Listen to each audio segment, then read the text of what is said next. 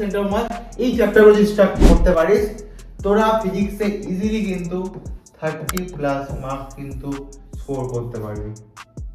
আমাদের টার্গেট এই সময় দাঁড়িয়ে ডাব্লিউবিজিতে যদি মিনিমাম যদি 200-র মধ্যে যদি 100+ মার্কস পেয়ে যায়, ঠিক আছে, যেটা আমার থাম্বনেলে রয়েছে, তাহলে কিন্তু আমার র্যাঙ্ক মোটামুটি আন্ডার 1000 বা আন্ডার 1200 বা যাদবপুরের টপ 7 ব্রাঞ্চ বা অন্য কলেজের সিএসসি পাক্কা যাবে।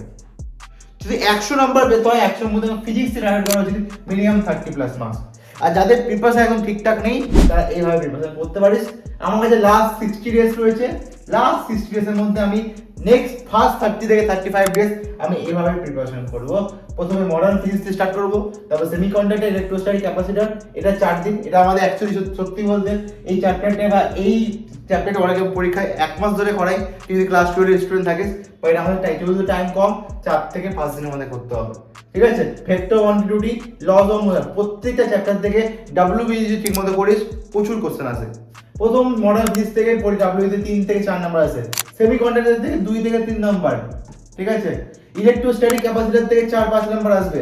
ভেক্টর 1D 2D এখান থেকে মোটামুটি 3 নাম্বার ধরে রাখ। Laws of motion, work power সেটা এখান থেকে মোটামুটি 4 থেকে 5 নাম্বার। ইউনিট ডাইমেনশন থেকে 2 নাম্বার। কেটিজি থার্মাল থেকে 4 নাম্বার ধরে রাখ। কারেন্ট ইলেকট্রিসিটি থেকে 2 নাম্বার। ম্যাগনেটিজম থেকে 3 নাম্বার, এখান থেকে 4। আরো যদি টাইম থাকে তাহলে তো এক্সট্রা চ্যাপ্টার করতে পারিস, কারণ আমার এই কটা চ্যাপ্টার কিন্তু আমাকে এখনই করতে হবে।